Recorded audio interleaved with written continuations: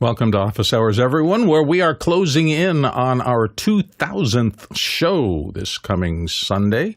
But we are here every day answering your questions, and that's what we're going to do today. So Jason Bache in Albuquerque, what is our first question today? Our own Guy Cochran in Seattle, Washington, throwing his namesake. What's new with ZoomISO Cloud? Cochran by Cochran for Cochran. Dive in, Guy. Yeah, this is an exciting one. It'll be released here at IBC. It looks like it's a containerized version of the basically Zoom Rooms custom AV, but now there's this new format. If you look at the Grass Valley site, they're going to be showing this in the booth at the Partner Pavilion. So here's the official announcement from Liminal. And the interesting thing is this NDI, MXL, SRT, and then when you follow the breadcrumb over to the Grass Valley site, they talk about this new media exchange layer and how that is the shared memory uncompressed data exchange that allows you to go to another system. In this case, it's Grass Valley's. So this familiar look right here, this ZoomISO Cloud interface, is what we have as a controller with Zoom Rooms custom AV. This is the same type of controller, but now we see a new output format, which is MXL. So for those of you that want to go down the rabbit hole, you can follow the breadcrumbs again, and you can start learning about MXL, which you'll learn is a media exchange layer, which leads you into dynamic media facility, which is a whole other thing by the EBU. And this is a new architecture that is basically helping in the software world take away some of the things that we've done in hardware for years, but it's doing it in a Linux world with containers. So again, that's what you're seeing in this original diagram here. And it's going to be hard for us to wrap our minds around because some of us don't play in the Linux world at all, but I'd imagine that some of this is just going to be a service that you just fire up and all of a sudden you just get the controller, you pin your people, so you've got Bob on two, whoever you want, active speaker, screen share, and then you're just rolling it into a show. But this is exciting because it's not just the 8 or so people that you could pull in, it's the 4 that you could push. So you have ins and outs. With ZoomISO, you just have 1 in, and with this and custom AV, you have 4. So you can push 4. So for a show, typically we'll do a multi-viewer program return. We might do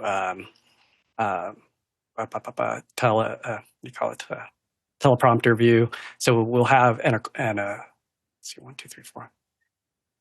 And then we'll tally. So we'll have multiple returns to a guest on the other side on a remote. So this tool allows you to do that. So it's super powerful. Instead of having to have a bunch of instances, it sounds like we'll be able to just have one that does this, and it does it super fast with the raw data. So I'm excited to see what they announce it or how they showcase it at IBC. And I think Ronnie's going to be boots on the ground there, so maybe you could jump into after hours. I imagine he will. So, Guy, do you see this as a Zoom play to really deeply integrate into the broadcast world that exists now? They're doing it. I mean, we're already using Zoom in the same manner that I just spoke about, but we're doing it with a bunch of, Andy's going to hate me, but we're doing it with a bunch of laptops and a bunch of dongles with Dante.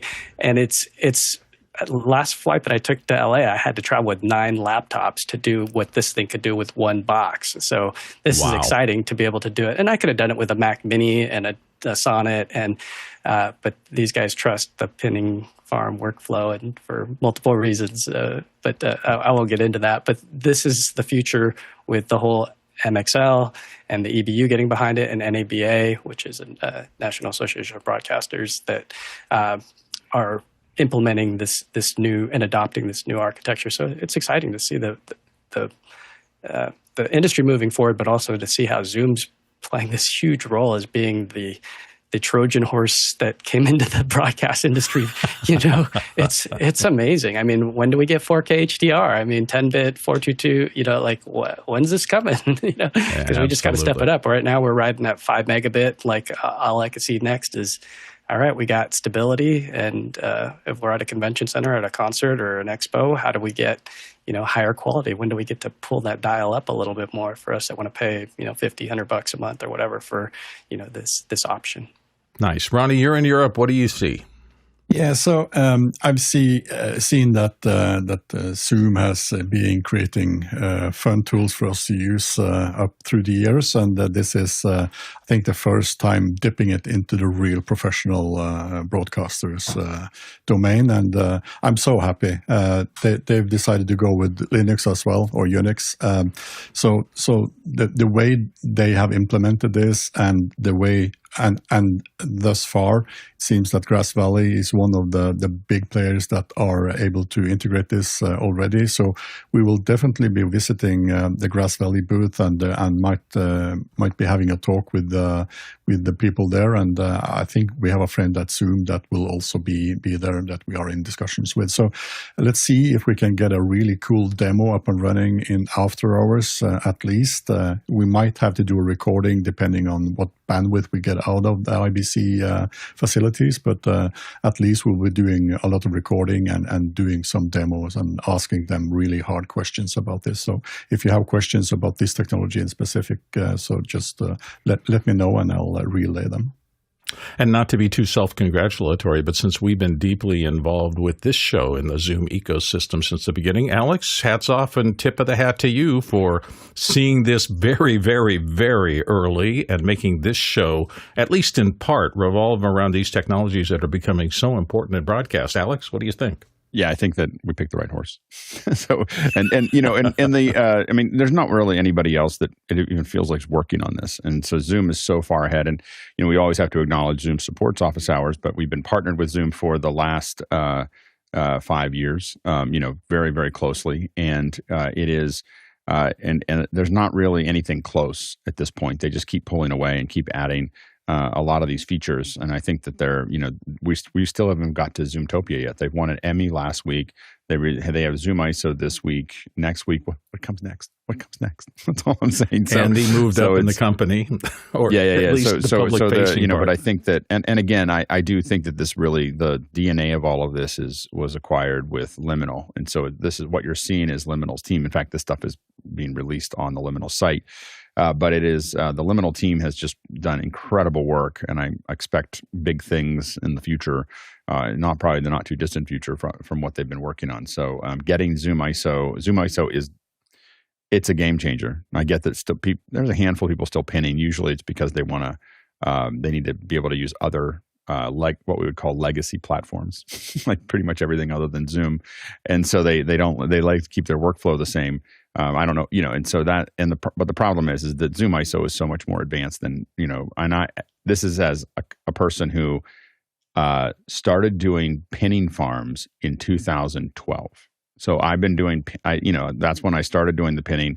We started speccing out what ZoomISO became. ZoomISO didn't become what we specced out, but we had the idea that this is something we needed to do 10 years ago. Like we were just like, someone's got to build something so that we can just output. We were telling Google that we just need to be able to output all the outputs coming out of a computer, and I need to be able to put them into my switcher, and I need to be able to just go with it there. And not only has Zoom produced something that we dreamt about 10 years ago, but it's done it way better. I mean, way more. The Zoom Cloud is way past what we thought it would be. The integration with software, switchers, and so on and so forth is way past what we thought it would be. So they are, you know, it's real tiles, something that I didn't even think of, you know, like so it just kind of magical. So anyway, it's going to be really interesting to see where they take it over the next 3 to 6 months. Let's head to our next question. Zach Stallsmith in Chautauqua, New York asks, does the Zoom plugin vMix always make the meeting be recorded automatically? And is there a way to turn that setting off? Guy Cochran, what do you think? So with the recording privileges, once you hit that NDI pull, it's going to announce to the meeting just for legal reasons. It wasn't always this way, but due to the way that legal has to push out and dot all their I's and cross all their T's. When you're in vMix and you choose this one that says recording capture permission, you're going to hear that as soon as somebody pulls that NDI. I haven't tried the streaming one to see what happens with that, but you might want to give that a roll. You may need to have co-host permission. I know that you can automatically grant recording permission. So depending on who's in charge of that meeting, if it's not your meeting, if you're not the host or the co-host, that permission may have to be granted. by whoever is. And then I don't know if you'll hear that message or not in the meeting. So give it a roll. Next question. Scott Pulsifer in Philadelphia asks, from the QR code, how important is Genlock sync across devices? But not all Blackmagic products in the chain have BNC Genlock Ref inputs. Ronnie Hasso is going to start us off on this. Ronnie? Yeah, so what is important to think of is that if you have all cameras, let's say it's just 4 cameras, every camera has ref input and you have a central clock going out of those cameras, all those cameras will send their pictures into the switcher at the same time in kind of the same frequency or phase, call it whatever you would like. And all those pictures are processed simultaneously without any extra latency. So the minimal latency that the switcher can handle will be the result of that. If you have one of these cameras not being ref synced or synced in the same type, the switcher will have to delay that frame, series of frame coming from that specific camera to the other ones. So in worst case, you will have a frame or two latency on that specific camera. If this is a close-up of someone speaking, and this picture is going back to the big screen in the same venue, you will maybe see that as a latency, not just because the camera itself has latency, but there are also latencies in the chain up to the projector or up to the LED screen. So the processor has some latency, or the projector conversion from different formats will have latencies. So every step of this signal will have some latency. And I'm thinking of, if you don't have ref synced cameras, that's the last drop that makes everything becoming a little bit out of sync. And especially if you're mixing the 2 different types of cameras, so one that are synced and one that are not synced on the same picture that people are watching in the venue, that is a thing that can be visible to the naked eye. Basically, if you don't ref sync the cameras, the switcher will try to delay or apply latency to the latest cameras that are being synced to the first camera that comes in, and that is something you would like not to do. Alex. Yeah, the biggest reason for Genlock specifically is, I mean, there's a lot of things that you can, whether you have timecode or Genlock or other things that you're running into these systems. But the big reason for Genlock is exactly what Ronnie talked about, which is latency. That's going to keep everything tight and together. There are some other things with LED walls that it becomes important to do Genlock to make sure your refresh is lining up with it. So that's another reason that you want to have it there. I will say that for, I don't know, probably 85% of the shows that I've had, we haven't had the luxury of having Genlock for a variety of reasons. But for probably 15% and probably well over half of the shows that I've done in the last 5 years, they've all been Genlocked. Next question. Robert Green in Los Angeles asks, Happy Apple Day. Is there a reason to be excited today, or will it be next year with the rumored folding phone? That's always a big question. We're always looking forward to what they officially announced as opposed to all the rumors that swirl typically around Apple's announcements. Alex, what do you think? Yeah, it'll be interesting to see what they do today with the phone. We don't expect it to fold. To say that I'm not interested, that I'm not excited about the folding phone would be an understatement. Like I can't even get now. I'm going to say this right now because that way I can eat the crow that is probably coming to me when I buy a folding phone a year or 2 or 3 years from now. So I'm just putting it out there. Someone's going to use this recording against me, but man, am I not excited. And it mostly has to do with the people that have shown me their folding phones. There's a little ridge in the center, and I cannot, even the newest ones from Samsung, there's a ridge in the center. I just open it up and go like this. I just turn it, and I see this little ridge down the center. I have, just to put it in perspective, I've got a piece of glass over top of my phone, and I change that glass. It's it's a protection layer on top of my phone, yeah. A little screen protector. I change that probably every 2 or 3 months because I don't like the scratches. I don't like the scratches bother me. The hump in the middle is like a no-go for me. Like I'm just like, that will make me absolutely nutty. So anyway, so we'll see how that goes. As far as this today, I think I posted on X that there are a handful of things that I'm looking for. 48 megapixel across all the lenses, the potential of 4K 60 spatial. is something that would be a big deal for me. And so those are the two. I mean, those are the two biggest ones. It's all camera related. I don't care about the rest of the phone. Like, I really don't. Like, I don't care. There's nothing about the rest of the phone that means anything to me. I just wait till the end of the presentation. Why do they put the cameras at the end of the presentation? Because not everyone, but the vast majority of people are just looking at how are you going to improve the camera. I'd like to also get one more stop out light out of the dark areas. So when I'm at night, I'd like to have a little bit better. It's pretty amazing now, but I'd love to see it get a little bit. That's always a place to improve in both video and audio, but video and stills.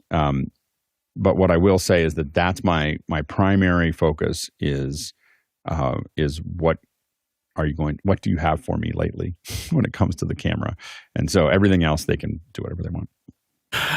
Well, they are still a consumer products company as well. So I've got a couple of things on my radar for today's announcement. There's been a couple of announcements that AirPod Pros are moving to Generation 3. My wish upon a star, which is not coming true, is that they would form factor them down into something and waterproof them so I could wear them while swimming. That would be awesome, but I'm not expecting that to happen. And for the people who are looking for lower, simpler, and particularly those people who have a thinness fetish, there's a lot of chat about the iPhone 17 Air possibly being introduced today for people who just can't stand a bulge in their jacket pocket when they're carrying their phone around. So who knows? We'll see what they come up with. Next question.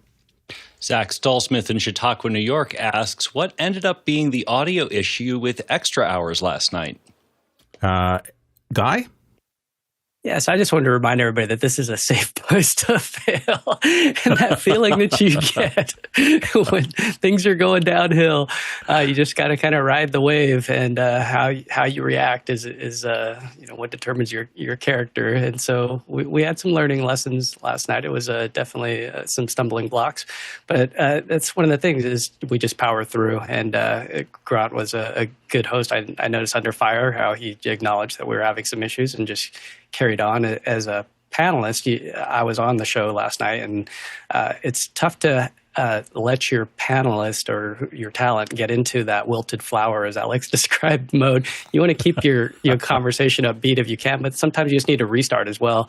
And if we would have had a producer that was calling that show, I don't know if we had any what we'd call a DIR or DRI, directly responsible individual, they probably would have called it and said, let's start over from the top, because there was some issue, which by the time we figured it out, we restarted the encoder, and we got the audio problem was solved.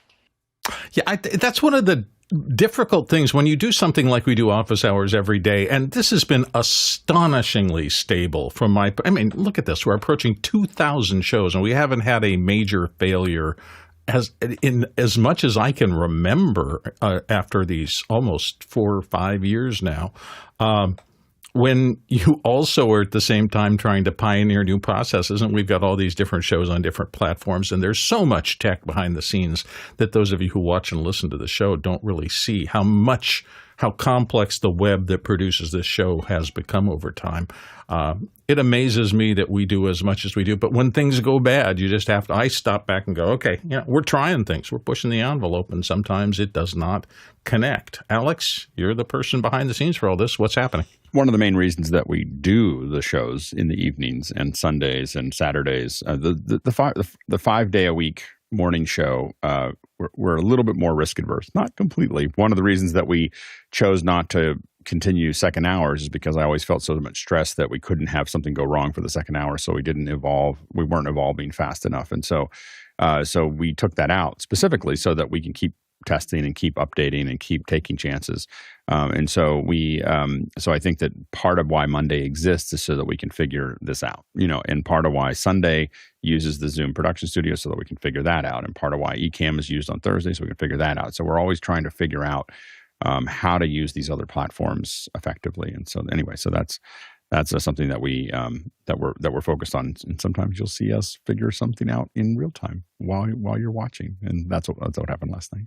It's a test car trying to go fast, and sometimes a fender will fall off. That's the nature of test cars. Next question. Guy Cochran in Seattle, Washington asks, so what do you think of the Canon C50 versus Sony FX line? And he includes a YouTube link. Ronnie Hofsoy, what do you think? Yeah, so finally, Canon has released a camera that I would actually like to purchase. At least I would try to get a hand on it during IBC this week.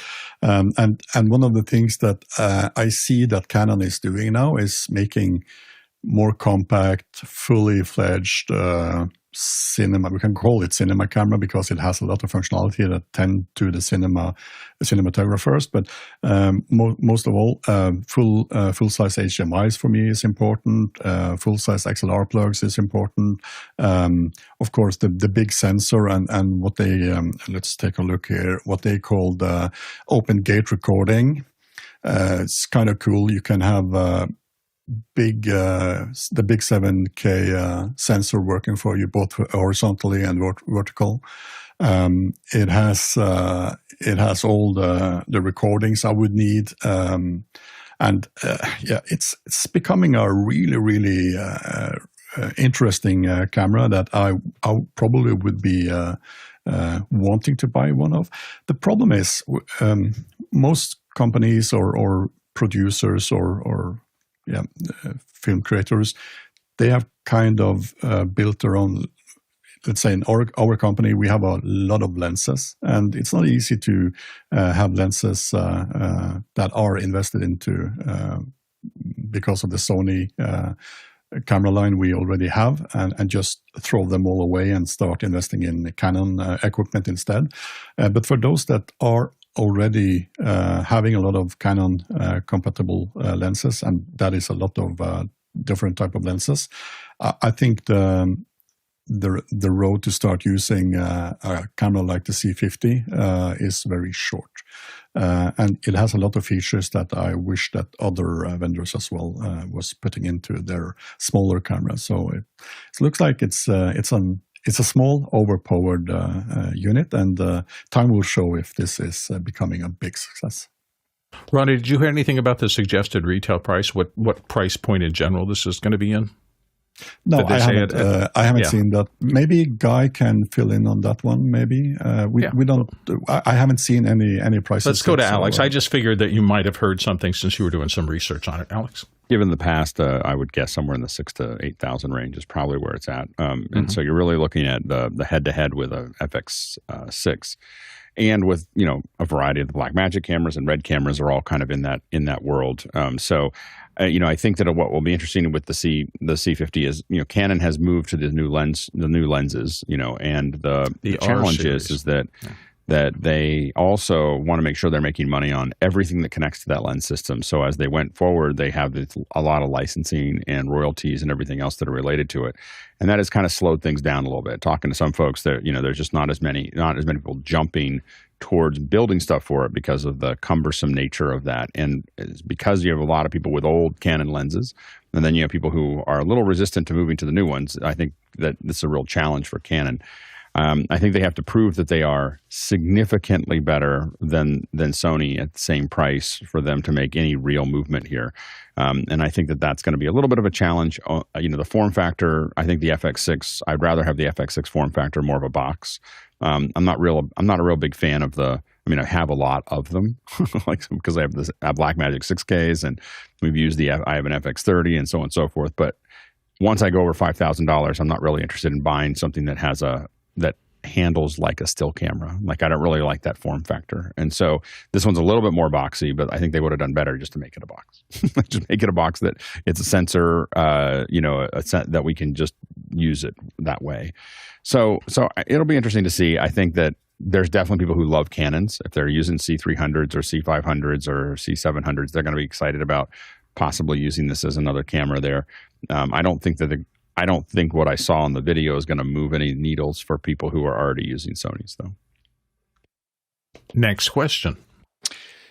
Jason Bache, George Truly in Albuquerque, New Mexico asks, so what has OWC released for AVIP professionals? And there's a link there to the OWC.com news site. Alex, start us off. Yeah, I opened up, let's see if I can pull these all up here. it was crazy. Somebody sent me a press kit for. No idea who that could possibly be, Alex. Who could have possibly done that? Yeah. It was crazy. I was like, wow, we have an announcement and we have the press kit. So let's pull this up here. So here's the new Thunderbolt Thunderbolt 5 We're Duo. at Thunderbolt 5. Wow. So here is here's what it looks like on the front. So you've got a couple front things available here, and then I'm going to try to do this. There we go. What's really cool is all the surfaces in the back. so if you look at it here, wow. So this really expands. So you can have your computer going in here, and then you've got service. These are all Thunderbolt 5 services and Ethernet, and your Ethernet and USB A's out the back. So a lot of service available for those of us who need more Thunderbolt. And the Thunderbolt 5's got so much headroom, you should be able to plug a lot of stuff in here and have a really hard time hitting the ceiling, using this kind of thing. I think it's $500, so it's a commitment, but the number one problem I have with my Mac Studio is not enough I/O. It is definitely I/O is the problem. And so another $500, I'll probably end up buying one. I was going to say, I saw that little clamp on the side. That it's obviously they've taken some look at form factor on that. That's this I believe. Is that yeah, the this power is to connection? This is I believe to when you have cables going through or back, you want to have them clamp them down. That's exactly right. It's so that it can be racked and the power won't pull out. Yeah, nice. So they've been thinking a little bit about form factors and the rest of that. I think most of us here own a good little bit of OWC kit. I think I've got 4 of them within arm's reach here. I have a new drive showing up tomorrow. Nice. All right. Guy Cochran, your thoughts. You've been an integrator for a long time. It's funny because before the show we were joking about the Canon C50 and if somebody had one, and it'd be funny if they just pulled it out. Well, it'd be funny if Guy just happened to pull out the OWC. Look at that. NDAs or whatever have been expired, and here we are. Yeah, so if you notice in that press release, there is a quote from me saying that we can plug in 11 NDI cameras and we can pull them up and have plenty of headroom still. So I've been kicking this around with vMix and running NDI through it. So like Alex showed in the picture, we've got 2 10 gig ports. So I was able to hook up my HyperDeck with the 10 gig connection and still pull files fast off of that network attached storage. And then I still had 3 Thunderbolt ports, which is amazing because, on a Mac Mini that you get with the base model, you only get the 2 ports. So getting these ports back, because I was buying these Sonnet dongles where they would cost me, $200 to get 10 gig into it. And then when I add the second one, there's all my ports. So now I need storage, and now I'm stuck with USB. So this is a problem solver for a lot of us that need 2 10 gig NICs, and then you still got the 2.5 to do your internet or whatever else, Dante, or whatever you want to do. So cool device. Happy to be able to beta test this one and play with it. And in the interest of full disclosure, our longtime compatriot and dear friend Jason Bache is now working with OWC, so he raised his hand, so I'm going to go to him for intelligence and wisdom. Wouldn't it be just really neat if these things were to just kind of appear like this? I'm very pleased with this because anyone who needs to traverse multiple networks or has done things like you need to program a camera and you've got, you have an NDI camera and you need to program it, you can rack this and you can, program things with dual 10 gigabit Ethernet in the back. These are completely separate NICs. Yes, they can be bonded if you want them to be insanely fast, but you can have a direct connection to your NAS, and then you can have an NDI network. You can have the ISP in the front, and use your internal NIC for whatever you'd like. And then at the back end, this is true Thunderbolt 5. In fact, it won't even work if you are below Thunderbolt 4 or 3, I believe. But each one of these is a hub. So you end up with 15 watts downrange with each one of these ports. And the entire chain can use and share up to 15 watts each, not per lane, per port. And again, I love this because what it means is the cylindrical power connector will not get in your way if you want to rack it. This kind of just screws and unscrews and can be used to set the cables up and around. Not to mention that you've got every single USB-C that is full 10 gigabit. So 3.2, 10 gigabit in the back, USB-A, and then 3.2, 10 gigabit in the front, USB-A and USB-C. I love it. I think a lot of us has always been impressed because OWC since the beginning has been a very engineering forward thing. Larry Connor is an engineer, I think, at heart and designs really excellent products. So we're all looking forward to this as one of the next steps in our networking futures. Let's go to the next question. Zach Stallsmith in Chautauqua, New York asks, I'm thinking of adding a second internet connection via fiber to my home. This would be the second fiber line run to the house. Would this cause any issues, and can I set up a primary and backup connection?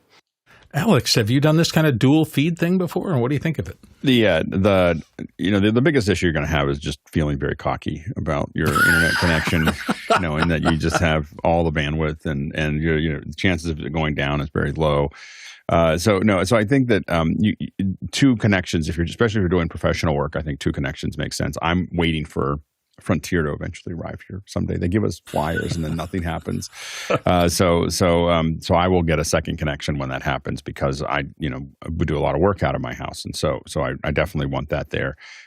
For the second line, what you want to do is get a router that is going to be capable of seeing two WAN connections. And so a Ubiquiti Dream Machine will see that. A Meraki, a variety of the Merakis will see that. But there's lots of other routers. There's Cisco routers that, of course, can see both of them. You want them to both see it at the same time. And then what you're going to do is set up the rules for how it rolls over. How long does it wait? It's usually not instantaneous. You don't want it to be instantaneous because then you don't know what it's at. Like it's just constantly going back and forth. So you want it to wait for a moment. Oftentimes for us, it's a couple seconds, and then it's going to jump over to the other one. So it doesn't give you a pure seamless handoff, but it is very effective because usually when you lose your internet, there's going to be a hiccup there somewhere. To make that work. But that's what you're looking for is a router that will do it for you. You're not going to plug it both into the same one unless it's designed for two WANs. I'm so jealous. I'm in part jealous because we had paper flyers all around us that AT&T will be in here digging up for internet service. Turns out what they were doing was they were digging a line from the huge trunk that runs next to my house all the way to a huge commercial facility that lives south of us, and they were bypassing our neighborhood. There's gigantic bandwidth that goes beside us, but not to us. It was so brutal. When I worked at Lucasfilm, I found out that the fiber that connects Lucasfilm to ILM ran right past my house, in front of my house. Like they because I didn't find, they were digging something up and they had to correct something, and I was like, what is that? Oh, that's the fiber that goes between the ranch and the. I was like, it's right. I mean, it's 10 feet from my house. I had literally no bandwidth, like no connection. Like I didn't even have central heat. So it was like this little cabin. And then I was like, but the world is right. You're tempted to find jumper clips. I guess you can't do that with fiber, but jumper clips. I take a little feed off the side. Do a little splicing. Yeah, exactly. Those power no one's gonna miss that light. Pirates. Yeah, exactly. Anyway, next question. Danny Grizzle in Longview, Texas asked, given bandwidth constraints of Starlink, what are the limits of working from a rural home? Would participation as an office hours panelist work? Could a radiologist carry a full caseload reading CT scans? Oh, you're asking for a lot of speculation, but this is fun. Alex, what do you think? It depends. It just really depends on the day. It depends on what the weather. The problem with Starlink right now is that it's still, for me, the last time we tested it, it was still dropping every 45 minutes. It would drop for a couple seconds, and so it wasn't something I could stream from. Could a radiologist look at CT scans? Probably. That's not nearly as a heavy requirement to make that work. Could you do live streams from your house? Maybe, but it's not bad. I just was watching Twit, and Leo had to drop over to the Starlink somewhere halfway through Twit, and it seemed to work okay for him. So it's not that it can't work. It's just that it's all over the place, and it'll never be super fast. I don't think it's ever going to get to where it was when it first was released. I think that it's just a load issue of number of people using it and so on and so forth. We're never going to see real fiber-like connections, which is my main complaint about Starlink is that making it ubiquitous means that we get kind of something that's mediocre as opposed to, what we should have been doing is putting fiber into everybody's houses, glass to the house, like we did with plumbing and electricity and telephone fiber. Anyway, that's what we should have done. Now we're going to do something less than, and it holds up people. I grew up in rural Pennsylvania, so I'm particularly sensitive to the fact that it kind of holds you back. Guy Cochran. Yeah, it's an interesting question because I've been thinking about putting a Starlink just in my van when I'm out on the road and being able to take a mini. So I've been on this fence of, do I get the high performance? Do I get the regular they call it the V2 or the V3 dish, or do I get the mini? And each has their pros and cons. If it was something critical, you might want to look at the performance, because I believe that in that one you won't get those hiccups as much, because I think that there's multiple transponders. Otherwise, you would do want something like a PEP link with a cellular backup, and that way when it does, I should say when it does, because it's every 45 minutes or so you're going to get a little hiccup as one satellite crosses the overhead and you switch to another one. There's a little hiccup there. And we had Ryan Summerfield come into Extra Hours on Starlink, and he was bragging about how good it was and showing us his pings and everything the entire show. And it did drop out for a little bit, but that little bit could be right when you need it the most. Yeah. And so one of the things that I do though is I splash top into a remote instance where I have all the bandwidth that I need. So if you get like a Mac Stadium Mac for $100 a month, you've got a good 2-3 gigabit, or you could also get a shadow PC. So you could be on a cellular connection at 5 megabit. I've been on 5 megabit in a hotel or in the back of a taxi, being able to control things that have 2,000 or 3,000 megabit. And all it is just pixels. So you're just copying over pixels over the air, and you're able to control a device that's much more powerful. So I'll carry a weak laptop with me, but I'm actually controlling a Mac Studio over here, and I can run Resolve. I can kick out files that have transcoded and upload them to YouTube. I can go on Dropbox and toss around, huge multi-gigabyte files, and it's no problem. So you might want to think about that, a shadow PC, a Mac Stadium, or some other way to control another instance for things that need to come up and go down very quickly if you have Starlink. Jason Beish. Great question. CT scans are a bit of a kind of an anomaly. They can be as small as 512 by 512, and they are 16-bit resolution per pixel. However, the study itself, I believe it, is inherently 3D. So a study is a series of slices, and the DICOM codecs that kind of get the slices and determine what they are what decides what you end up seeing. So, the study itself can be gigabytes. And if you need the entire study, the answer is, I hope it's a slow day in radiology land. But, if you are actually just looking at one cross-section, then absolutely. Next question. Vic Hernandez in Springfield, Missouri asks, will you be streaming the Apple event in after hours, or will it be a second screen experience? Let's go to the source, Alex. We are going to try to stream it in there quietly. So we're going to try to have it there so you can kind of see it and hear it while we're walking, but we'll be talking over top of it. So there you go. Yeah, there you go. So I think it's 1 hour after we close shop here. 2 hours, I think. 2 hours after 10 we close shop a.m. here. Pacific Standard Time. Yeah. There you go. All right. Next question. Tommy Chance in St. Paul, Minnesota asks, is there any way to tighten up the sync on an iPhone going into an Apple TV, into an ATEM? It's off on strumming guitars. That's annoying visually. Alex? No. The only way to tighten it up is to take your iPhone and plug it hardware straight into the ATEM. So you can have it. You use something like the Blackmagic Camera or Shoot or a variety of other apps that will do a clean output and do a wired connection. So you're going to convert from either USB-C or Lightning to HDMI. You're going to find that to have much lower latency, but it's streaming from the phone to the Apple TV and then you're not going to be able to make it any faster. I'm sorry. Jason Beish wanted to get on this. I will add to that modern iPhones are class compliant. So you can actually put Ethernet into one of these, and, Ethernet to Apple TV and Ethernet to iPhone should, give you the best link you possibly can. There you go. Next question. Paul Walhus in Austin, Texas asks, could you use the lighting effects in Beeble Camera, which uses LiDAR and ARKit to track an iPhone's position and depth in real time while filming to another footage footage to real-time space. To okay. anchor So the footage, camera thank you, as to anchor 3D in real-time contributor. space. Alex does a lot of research into this. I mean, Alex? here's what Beeble looks like. So this is it's got a variety of different effects. So you can take a picture. It's going to pull the background for you, put you into different locations.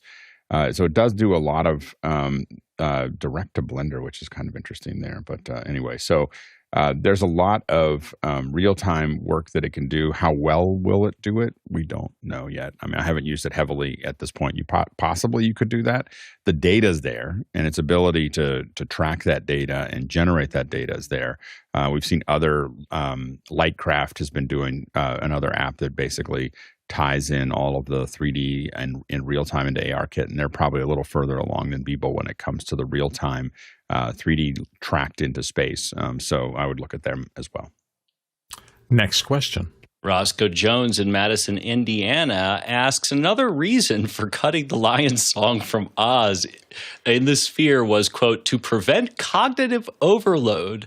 How do we prevent such issues as we approach retina resolutions in an immersive environment? Do we build quiet moments in between high action ones? This is a fascinating question to me. Alex, what's your take on it? I think they just didn't like the way it looked, and they are making up stuff to cognitive overload. Come on, there is cognitive overload. I have a hard time. I think that what happened is that there wasn't a lot moving because it all happens right there, and they cut close and wide, and there wasn't a lot to show, of him there. And I think that what they're calling cognitive overload is they felt like it was a little slow and it wasn't keeping the beat.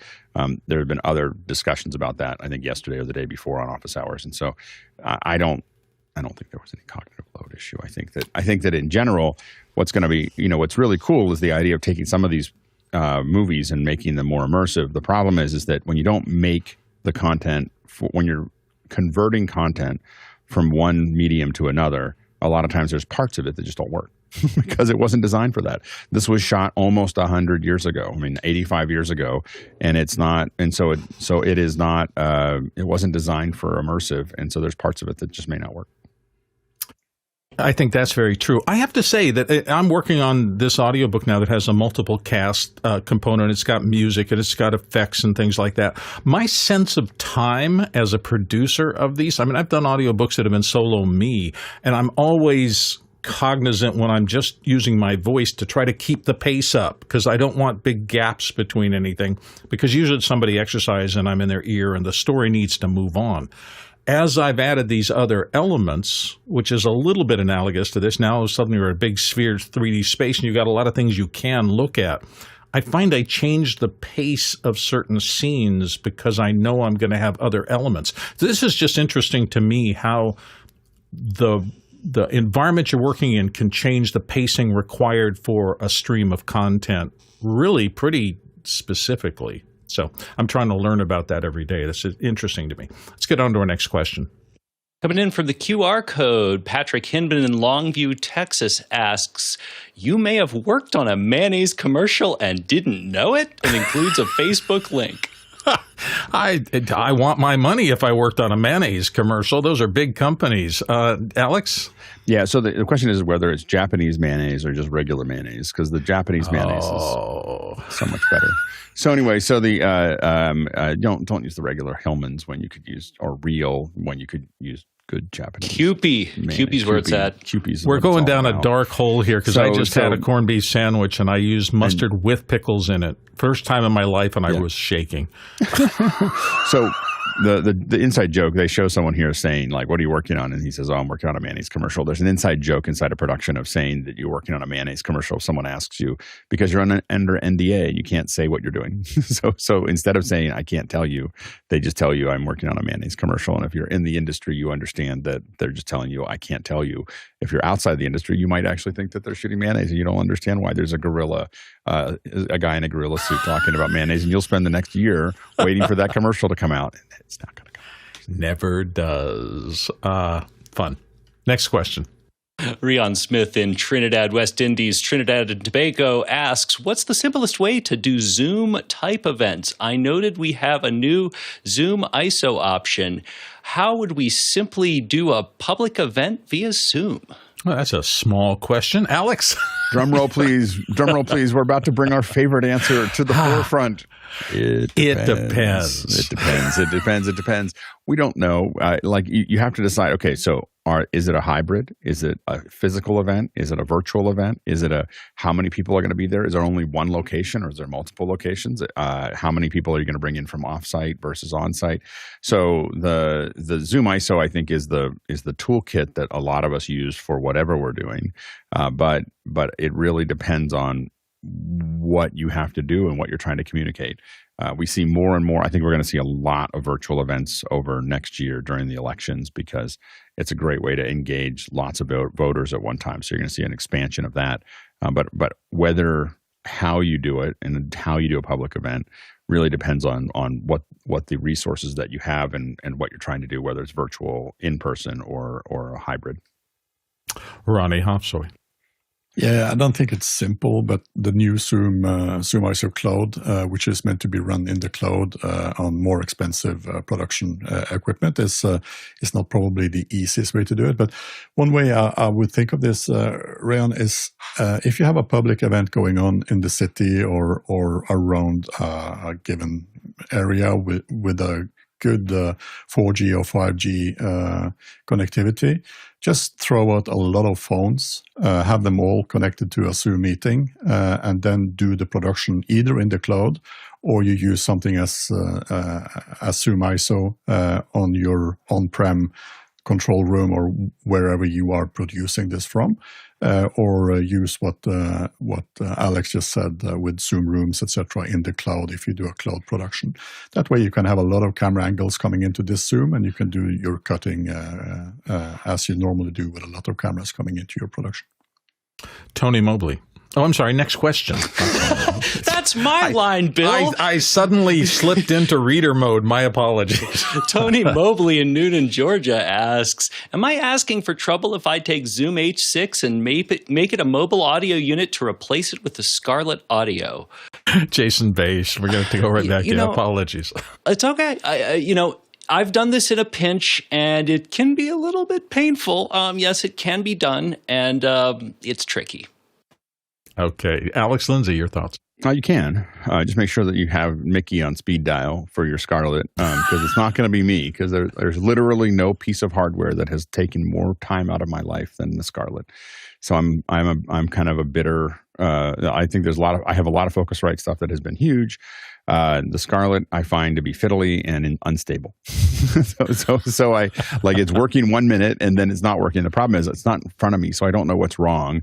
I just know that I'm talking to an artist who was about to go live in 15 minutes or 10 minutes or sometimes during the show, and suddenly the Scarlett has decided it's going to do something else, and I don't.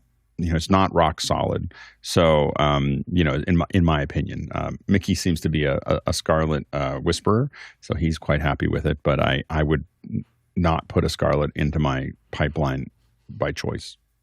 I talk to a lot of voiceover performers who are using them, and I think Alex is exactly right about that. If you have somebody like Mickey who really understands the unit, it can almost always be made to do its job, particularly if you don't change it very much. But oh my God, when things change and you need to reprogram something in there, it appears it's a nightmare. Well, if not a nightmare, it's just complicated. Other things we use, like GoPros, have been the same thing. The menus were always horrible, but we made it work when we had to, even if it took a lot of learning to do that. So good luck with your Scarlett Solo, and tell us what happens, Tony, when you figure it out. Next question. Walhus in Austin, Texas asks, can OpenAI throw its resources behind Critterz, an AI-generated animated film that succeeded at the Cannes Film Festival while cutting Hollywood production costs and timelines? Well, another small question. Alex, what do you think about this? I think this is aimed for next year. This is I guess the screen from the production of Critterz. It'll be interesting to see. It's a $30 million production, which is it's kind of in the no person's land, so a lot of people will tell you that it's hard to fund something over about $10 million or really $5 million, and it's hard to fund in less than $150 million. It seems to be there's a huge window there that is difficult, and definitely the $30 million is very difficult. But the reality is, if you have a reasonably good animation, the chances of getting a return on your investment at 30 million is pretty high. So it's just they don't have to hit a home run; they just have to hit a solid single, and they would actually come out okay. And I think that's OpenAI's argument is that if you can bring the cost down to $30 million from a $250 million or $150 million, it could be interesting. So we'll see how it goes. I'm not optimistic that I'll get 90 minutes of something that I want to watch, all the way through. But just not because it's AI or anything else, just because it's just hard to do. And when you then rely on AI to do it, I think that it might be a little bland. But we're going to find out next year. Yeah. That's a big topic, and it's one that we talk about a lot in the areas that I work in. Cutting costs, cutting labor costs, getting AI to replace people and the rest of that so things are cheaper to make. I know that's always been one of the compelling factors in business. If you can spend less and make more at the same time, almost every big business organization wants to do that. Yeah, and we will see how this works. We've been doing it for 10,000 years. Yeah, exactly. It's coming up for a different group that is more vocal, but you can ask people who worked on cars or steel or many, many other things that something was done by hand and then it wasn't. So it'll be interesting to see. I don't have any strong moral opinion about it. I think it's hard for humans to make movies that I want to watch, let alone a machine. So that's the part that I'm not unclear of. Time will tell. Hey, listen, thank you all for watching today. We've taken care of all of your questions, and we truly appreciate your putting them in. Without you, this show does not exist. So those of you who are producers, we call you that because you literally do produce not only the content by asking your questions, but you also affect the run of the show by voting on those questions and discussing those questions, and the groups that meet in the background live during the show and talk about that and add additional value in the chat that takes place during this. For all of you, we truly appreciate you. All of our producers helping us make this possible every day. To the incredible panelists who show up and help explain things and keep these fabulous discussions going on. Thank you all, every one of you, very much. And for the amazing back-end crew, those quiet people behind the scenes who you never see. You see some of the names on the credit roll at the end of this, but there's a lot of people beyond that credit roll who are working to make this possible. Remember, there's always an opportunity. If you really are excited by this kind of webcasting, kind of on a large scale, we're learning lessons all the time. And if you want to get into the stream and learn some of those lessons, you are more than welcome to volunteer and become a part of the office hour teams. And you'll learn a lot while you meet a lot of incredibly great people. So our clock traversal today through 23,000 miles is how far you would have had to travel to get these answers in person. 36,000 kilometers, that is 179 million bananas for scale. 2 hours after the show, our Apple coverage happens on the website. So check that out, and we will see you all tomorrow. Banana got an agent and was ready for its close-up. Is that a cousin to Nano Banana? It's like, I'm not. This is Granddaddy Banana. I will not share the stage with a Nano Banana. It's tiny. It's unbecoming of a banana, okay? Yeah, exactly. See you.